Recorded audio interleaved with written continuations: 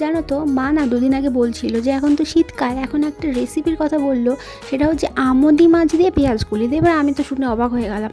তারপর ভাবলাম ঠিক ওভাবেই আমি মায়ের কথা মতন করলাম। দেখো, আমোদি মাছ রেখেছি, সবজিগুলো প্রথমে কেটে নিলাম। আর এই আমোদি মাছ দেখছো না, এগুলোর কিন্তু মাথাটা ফেলে দিতে হবে, তার কারণ মাথায় একটা ছোট্ট পাথর থাকে।